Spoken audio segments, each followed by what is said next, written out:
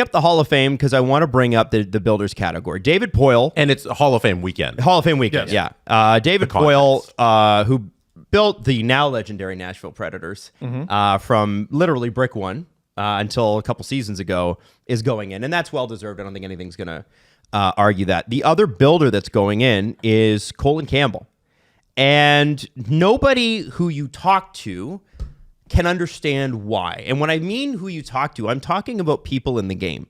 Colin Campbell did play for the Vancouver Canucks. He played for the Oilers. Was he good? Yeah, I played for the Pens. No, he wasn't particularly good. He was a junior player with the Petes, that sort of thing. Like, did he have he's not going in as a player. No. He's going in as a builder. Yeah, like his playing resume is immaterial to the conversation. He was in the show. Yeah, his 100%. It literally does not matter to the conversation. He coached the Rangers for 3.5 years until he was fired in 97, 98. Okay. Got as far as the conference finals against Philly. I think that was Gretzky's first year with the Rangers. And then moved over to Senior VP, Director of Hockey Ops, taking over from Brian Burke, who I believe went to Vancouver at that point. Even his coaching resume, I think, is immaterial. He only coached 269 games. It's immaterial. Yeah, his NHL, he played 636 games. So he's not going in as a coach. He's not going in as a player. He's going in as a builder. And where I try to... I try to be fair with things because I understand running a multi-billion-dollar business has issues, right? And so you're going to have moments where things don't look the best, people don't look the best, someone does something out of your control under your watch. But as a leader, it's your job to handle it properly. And the NHL, as we know, for many, many years, was able to get away with a lot because a lot of the journalism surrounding it required access. And if you went against the NHL, you lost access. And that's no longer the case, which is a good thing. You look at a guy like Rick Westhead or Katie Strang. Colin Campbell, for me... Oh, they love them. I love them. Colin Campbell, for me, is a guy that is there because he says yes. Multiple people that I spoke to over the last few days preparing for this, without speaking to each other, said, yes, man. Multiple times the term "kiss the ring" was used, and he'll be kissing his ring today, this week as he gets his Hall of Fame ring. It's a disgrace. And the word henchman kept getting used. And I mean, does being the henchman for the guy in charge who is already in the Hall of Fame, does that get you into the Hall of Fame? And apparently the answer is yes. Does in court documents complaining about the officiating of your son's hockey game. Your son, who's now the assistant GM in Florida.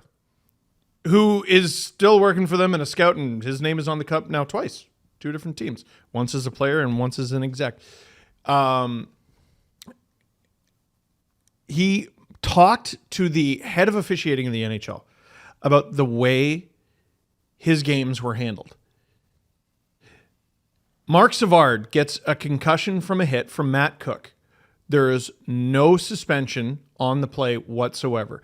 In the emails that came out in court documents, Colin Campbell appears to have a at worst, personal vendetta against Mark Savard, and I think at best, personal bias against Mark Savard. Mm-hmm. If you want a clip to listen to that's not this show, Aaron Ward, I think he played roughly 1,000 games in the NHL, former 5th overall pick. This dude went off. On Mitch Melnick's show on TSN Montreal. Yeah, on 960? Yeah. On Colin Campbell. Called him a henchman, called him kiss the ring, all the stuff I just said. And he's got his own beefs with him. There was a sucker punch from Scott Walker in a playoff game that went unsuspended. And you can tell from the clip hearing Aaron Ward that he's highly suspicious of the reasons for that. And there was another incident that I believe was in the emails where Donald Brashear punched Ward right in the face. Again, nothing happened. And Colin Campbell was quoted as, I'm paraphrasing, that little punk deserved to get punched in the face. Well, and here's where it became interesting because you're talking about emails that were sent. Colin Campbell called Mark Savard a little fake artist in these emails that were dropped. He also, as you mentioned, Gregory Campbell, his son, took a high-sticking minor on Savard, and Colin Campbell sent emails to the director of officiating at the time, Stephen Walcom, complaining about the work of his referees who gave Gregory Campbell the penalty, and it resulted in a game-tying goal. And Colin Campbell only stepped aside for Brendan Shanahan as head of player safety just before his son began playing in the 2011 Stanley Cup Finals, Bruins versus Canucks. And that was right when these emails all came out.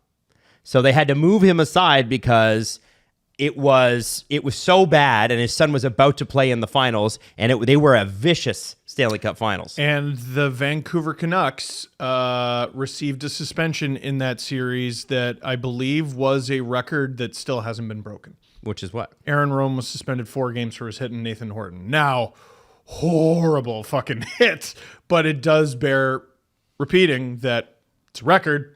It's never been broken. During the voting for the 2016 NHL All-Star Game, you guys will remember if you've listened to this show, John Scott was leading all fan voting as captain of the Pacific Division. In his piece for the Players Tribune, John Scott revealed that one NHL executive attempted to shame him out of competing, asking how his children might feel about his participation. We talked about this on the VIP episode that's going to come out. Imagine invoking someone's kids. It was revealed Colin months Campbell's, later. I hope it was over the phone. It was revealed many months later in a Twitter tirade from Steve Downey that Colin Campbell was that executive. He is still director of hockey ops at the NHL. And I think it's particularly important because, listen, Gary Bettman, every time he steps on the ice to hand over a trophy, people boo him. Mm-hmm. And there are plenty of reasons to boo Gary Bettman. That's the commissioner's job. Your job is to have tomatoes thrown at you on behalf of the owners. And guess what? Your paycheck's like $10 million a year. For 10 sheets, you can throw as many tomatoes at me as you want. When did he get a contract extension? He got it during the Kyle Beach saga, fiasco, whatever word you want to use for that absolute mess. That's a peculiar time to get one. Anyway, continue. And you know what I think will be interesting this week, and what'll be sad is that Gary will be probably out on the ice presenting these players and these people, and they'll introduce each of them in front of Leith faithful, right? Mm-hmm. Yeah, because it always happens in Toronto Hockey Hall of Fame's here. The guy who deserves the booze this weekend is Colin. Oh yeah, and I don't know. I'm sure that'll go great for the Leafs. I don't know if enough people realize that. And I think it's worth talking about. This dude who has a documented history of carrying vendettas. Yeah, let's definitely have 20,000 people boo him. Go for it. Fuck him. He shouldn't be in the Hall of Fame. If he's going in as a builder, it's a poor foundation, and it's going to fall down if you look at his legacy. Aaron Ward made a really good point, too, in that Mitch Melnick interview. And he said, no multi-billion-dollar company would have a guy like Colin Campbell at the top of it, except for the NHL. And do you think he likes him? I think he doesn't like him. And I'm only quoting Aaron because the other people I talked to requested not to go on the record. Because this man holds a significant amount of power within the league. And so, you know, Aaron was willing to come out and say it, but I want you to know that a lot of people feel this way. And that they are not happy about this guy going in. The last time. And that they think it's a shame. I had one person say to me, I hope that one day all the stuff about him actually comes out so they can kick him out of the Hall of Fame. Dude, the stuff that has come out about him should be enough to kick him out of the Hall of Fame. It wasn't even enough for him to get fired. What's going to have to come out about him to get him kicked out of the Hall of Fame? He doesn't belong in there. It's a disgrace. It's a complete disgrace. The last time we did this rant, several people from around the NHL reached out to me and gave me a digital high five. They couldn't find anyone to say a good word about him.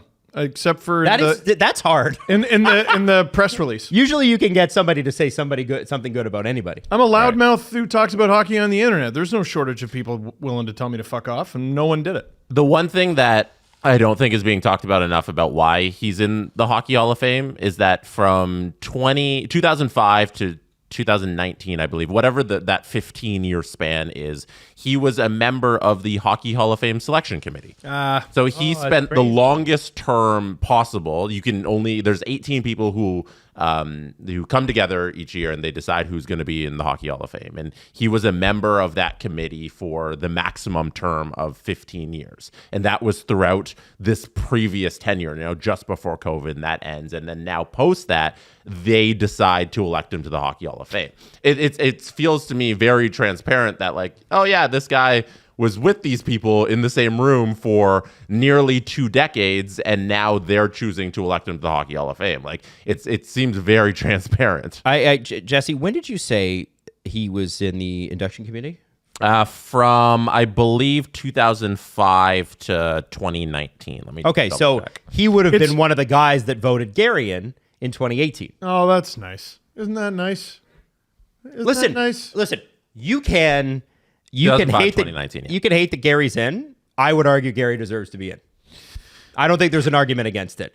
I do think there's a problem. I mean, when you're voting for the 30 current years. Commissioner in. Yeah. I think you got to wait till he's retired, because players have to wait till they're retired. When the fuck's that? Well, exactly. Why do we have to wait for Jágr to officially retire for him to go in? Yeah, Jágr's but not in the Hall Colin of Fame. Campbell, but not Gary Bettman. Jágr's not in the Hall of Fame. Weber is. Yeah, sense. I don't think it makes sense for if you're active as in your role as the builder to be in the Hall of Fame like that. It's the joke. Yeah, that is a joke. Yeah. And the reason that they normally don't do that is they want to see your career as a whole. And also, don't put him in. He might fuck something up, right? If he's still active, he might fuck something up and make us look bad. And don't worry, these guys can. They've done it before. And I just look at this and I think, well, you got to get people into the Hall of Fame while they're still alive. I think that's really important for them to enjoy that moment. But do you guys see how like you're trying to, you can't find anybody to say a good word about him, but like he sat with 17 other people for nearly 2 decades, and all those people are probably like, yeah, we got to do Colin this favor and put him in the Hockey Hall of Fame. I can absolutely see that's how it works. I think that's kind of how it works, and it's really scummy, because his merit isn't there to be in the Hockey Hall of Fame, but he's buddies with people and they're giving him that favor. Because he would be the only buddy that didn't make it in. If it wasn't for that, right? Yeah, no, if you look at the list of people, they're all like Hall of Famers, So they're like, okay, you've done this work for the Hall itself for this long time. We're going to do you this giant favor and put you in. So now you are one of us. Even though your resume doesn't support that. There's community rink custodians that deserve to be in the Hall of Fame before Colin Campbell.